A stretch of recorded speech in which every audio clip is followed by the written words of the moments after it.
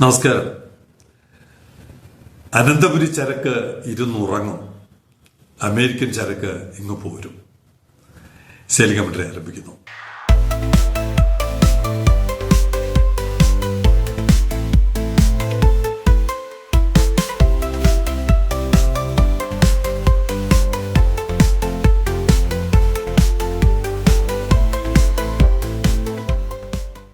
ചരക്കിന്റെയും കാർഗോയുടെയും കഥയിലോട്ട് വരുന്നതിന് മുമ്പ് എത്ര പെട്ടെന്നാണ് 25 ആഴ്ചകൾ കടന്നുപോയത്.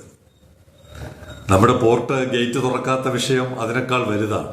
25 ആഴ്ചകൾ എന്ന് പറയുന്നത് ന്യൂസ് ലെറ്റർ 25 ആഴ്ച പിന്നിടുന്നു എന്നല്ല, പിന്നിട്ട് കഴിഞ്ഞു.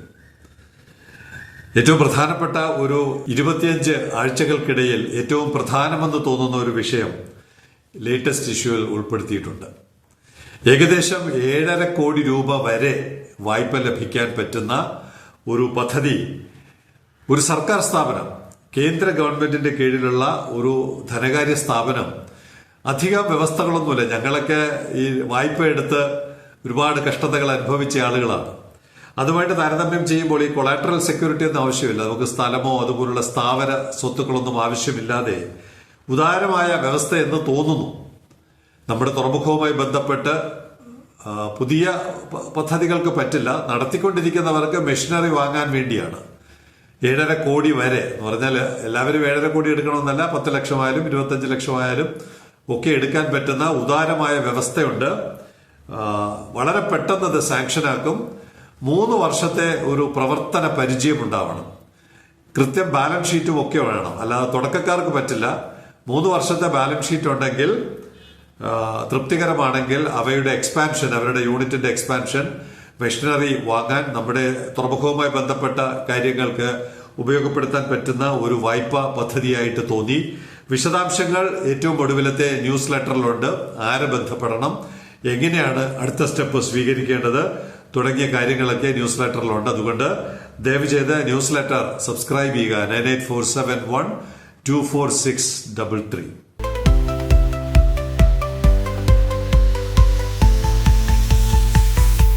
ഇനി നമുക്ക് ചരക്കിന്റെ കാര്യത്തിലോട്ട് വരാം. നമ്മളത് മറക്കാൻ ശ്രമിക്കുമ്പോഴും ഒരു വാക്ക് തന്നിട്ടുണ്ടായിരുന്നു സെയിലിംഗ് കമന്ററി.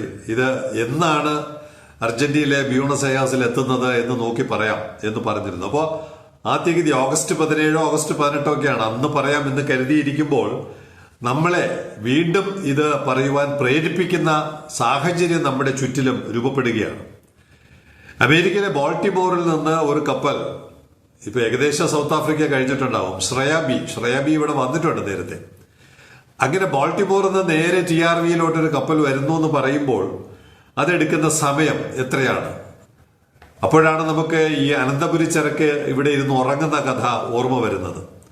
20-ാം തീയതി 26-ന് ജൂൺ 26-ന് അമേരിക്കയിലെ ബാൾട്ടിമോർ തുറമുഖത്ത് നിന്ന് പുറപ്പെട്ടു കപ്പൽ. ശ്രേയാബി പുറപ്പെട്ടു. ഇവിടെ TRVയിൽ 16-7, ഇനി ഒരു 8 ദിവസം, 7-8 ദിവസം കഴിയുമ്പോൾ ഇവിടെ എത്തും. അപ്പോൾ ആകെ 27 ദിവസമാണ്. പരമാവധി ബാൾട്ടിമോറിൽ നിന്ന് വേണ്ടി വരുന്നത് 27 ദിവസം. ഈ ബാൾട്ടിമോറും ഇവിടുന്ന് അനന്തപുരിയിലെ ചരക്കെത്തേണ്ട അർജന്റീനയിലെ ബ്യൂണസ് അയേഴ്സും തമ്മിൽ 5976 നോട്ടിക്കൽ മൈൽ അകലമുണ്ട്. ബ്യൂണസ് അയേഴ്സ് നമ്മുടെ കുറച്ചുകൂടെ അടുത്താണ്. ഇത് ബാൾട്ടിമോർ അതിനേക്കാൾ മുകളിലാണ്, 5976. ഞാൻ ഇന്ത്യയിലെ കാശ്മീർ വരെ നോക്കിയിട്ടും ഒരു 3000 നോട്ടിക്കൽ മൈലേ ഉള്ളൂ. അത്ര അകലത്തിലാണ് ബാൾട്ടിമോറും ഈ ബ്യൂണസ് അയേഴ്സും തമ്മിൽ. ബ്യൂണസ് അയേഴ്സ് കുറച്ചുകൂടെ അടുത്താണ്. അപ്പോൾ കൂടുതലാണ് ബാൾട്ടിമോർ അകലം 5976 നോട്ടിക്കൽ മൈൽ കൂടുതലായിട്ടും 27 ദിവസത്തിനുള്ളിൽ ഇവിടെ എത്തുന്നു. അപ്പൊ കൃത്യമായിട്ട് നമ്മുടെ ഒരു ബിനോയ് ജോർജ് എന്ന് പറഞ്ഞ ക്യാപ്റ്റൻ നമ്മളോട് പറഞ്ഞു 21 ദിവസം. ഈ പറയുന്ന ബ്യൂണസ് അയേഴ്സ് TRVയുടെ അകലം എന്ന് പറഞ്ഞാൽ 21 ദിവസമാണ്.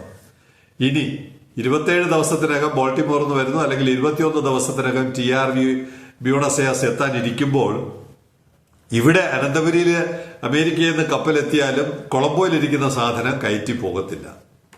16-7-നാണ് ഇവിടെ എത്തുന്നത്. ബാൾട്ടിമോർ എന്ന് വരുന്ന കപ്പൽ ശ്രേയാബി 16-7-ന് എത്തുമ്പോൾ ഇന്നത്തെ കണക്ക് പ്രകാരം യൂറോപ്പ് എന്ന് പറയുന്ന വെസൽ 17-1 കൊളംബോയിൽ നിന്ന് ഈ സാധനം എടുക്കുള്ളൂ.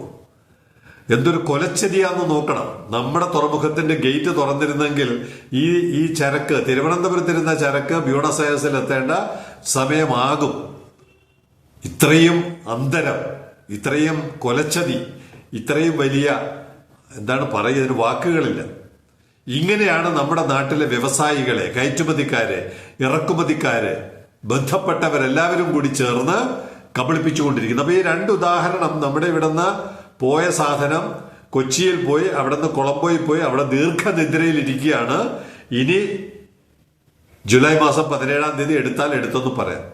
അതേ സമയത്താണ് ബോൾട്ടിമോറിൽ നിന്ന് നേരിട്ട് കപ്പൽ ശ്രേയാബി 17/7 ഇവിടെ എത്തുന്നത്. ഇതാണ് പല കാര്യങ്ങളിലും നമ്മളെ കബളിപ്പിക്കുന്നതിന്റെ പ്രത്യക്ഷ ഉദാഹരണമാണ് ഈ കഥയിലൂടെ നമുക്ക് മനസ്സിലാകുന്നത്.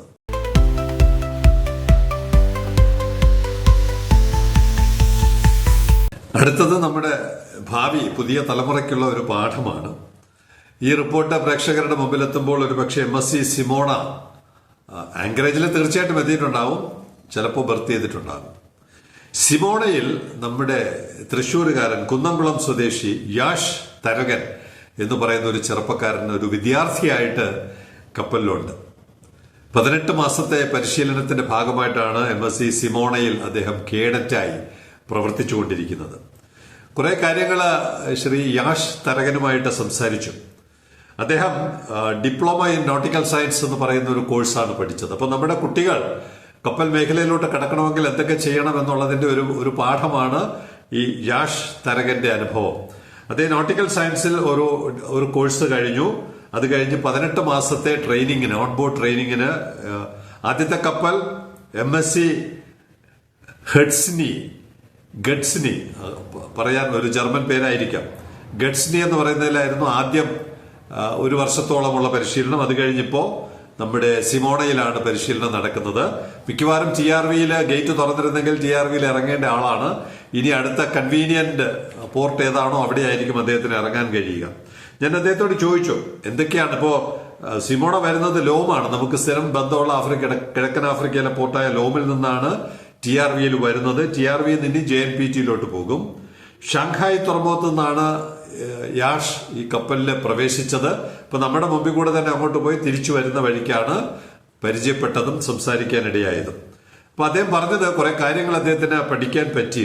Tracing of line systems, bridge equipments. Bridge എന്ന് പറഞ്ഞാൽ അറിയാലോ, ഈ ക്യാപ്റ്റനും നാവികരും ചീഫ് എഞ്ചിനീയറും ഒക്കെ ഇരുന്ന് കപ്പലിൽ ഇരുന്ന് കാണുന്ന, നമ്മൾ എപ്പോഴും കാണുന്ന ഒരു സ്ഥലമാണ് ഈ ബ്രിഡ്ജ്. അവിടെയുള്ള equipments, bridge equipments, life saving and fire fighting appliances, knots and different applications of ropes. കയറുകൾ, ഇപ്പോൾ മൂറിങ്ങിന് വേണ്ടി കപ്പലിൽ നിന്നുള്ള റോപ്പ് വരാറുണ്ടല്ലോ, അപ്പൊ അതിന്റെ നോട്ടുകൾ, അതിന്റെ കെട്ടുന്നത് എങ്ങനെയാണ്. കീപ്പിംഗ് കാർഗോ വാച്ചസ്, കപ്പലിലിരിക്കുന്ന കാർഗോ സുരക്ഷിതമായിട്ട് എങ്ങനെ ഇരിക്കുന്നുണ്ടെന്ന് ഉറപ്പുവരുത്തുക. ആൻഡ് ബ്രിഡ്ജ് വാച്ചസ്, അത് ബ്രിഡ്ജിൽ ഇരുന്നുകൊണ്ടും നോക്കാം, ഡെക്കിൽ ഇരുന്നുകൊണ്ടും അത് പഠിക്കണം. Navigational calculations, how to read weather conditions. ഒരുപാട് കാലാവസ്ഥാ മാറ്റങ്ങൾ കപ്പൽ യാത്രയുടെ ഭാഗമായിട്ട് സംഭവിക്കാറുണ്ട്. അവയൊക്കെ മനസ്സിലാക്കാൻ പഠിക്കാനും പറ്റുന്നു. വേരിയസ് ഡെക്ക് മെയിന്റനൻസ്, കപ്പലിന് സ്ഥിരമായി വേണ്ടിവരുന്ന മെയിന്റനൻസ്. ഇതൊക്കെയാണ് ഈ 18 മാസത്തെ പരിശീലനത്തിന്റെ ഭാഗമായി ഒരു പ്രാക്ടിക്കൽ ട്രെയിനിങ് അദ്ദേഹത്തിന് ലഭിക്കുന്നു. അല്ലെങ്കിൽ അതുപോലുള്ള കേഡറ്റുകൾക്കൊക്കെ ഇന്ന് ക്യാപ്റ്റനായിട്ടും ചീഫ് എഞ്ചിനീയറായിട്ടും ഒക്കെ ഇരിക്കുന്നവരും ഇതുപോലുള്ള പല കേഡറ്റ് പ്രക്രിയയിലൂടെയാണ് കടന്നു വന്ന് ഈ തലത്തിലൊക്കെ എത്തിയിരിക്കുന്നത്. അപ്പൊ അതുകൊണ്ട് പുതിയ തലമുറ ഈ കപ്പൽ മേഖലയിലോട്ട് കടക്കുന്നവർ യാഷ് തരകനെ പോലെ ഇതുമായി ബന്ധപ്പെട്ട ഏതെങ്കിലും കോഴ്സുകൾ പഠിച്ചു കഴിഞ്ഞാൽ MScയിലോ മേഴ്സ്കിലോ എവർഗ്രീനിലോ അതുപോലുള്ള കപ്പൽ കമ്പനികളിൽ ഇത്തരം പരിശീലനം നേടിക്കഴിയുമ്പോൾ പിന്നെ ജോലിക്ക് അർഹത നേടുന്നുണ്ട്. അപ്പൊ അങ്ങനെ ഒരു വിദ്യാർത്ഥിയായിട്ട് യാഷ് തരകൻ, കുന്നംകുളംകാരൻ യാഷ് തരകൻ നമ്മുടെ പോർട്ടിൽ ഈ ദിവസങ്ങളിൽ ഉണ്ടാകും. നമുക്ക് എല്ലാ അനുമോദനങ്ങളും അദ്ദേഹത്തിന് നൽകാം. കാരണം അദ്ദേഹം ഒരു ഫുൾ ടൈമറായി മാറുമ്പോൾ ഈ തുറമുഖത്തുനിന്ന് കയറാനും ഈ തുറമുഖത്ത് ഇറങ്ങാനും, signing off and signing in എന്ന് പറയും, ആ പ്രക്രിയക്ക് അദ്ദേഹത്തിന് കഴിയട്ടെ, പുതിയ തലമുറയിലെ നാവികർക്കെങ്കിലും കഴിയട്ടെ എന്ന് നമുക്ക് അദ്ദേഹത്തോട് ആശംസിക്കാം. ഇനി നമുക്ക് എത്ര കപ്പലുകൾ വന്നുപോയി എന്നുകൂടി നോക്കാം. Signing off, Elias John.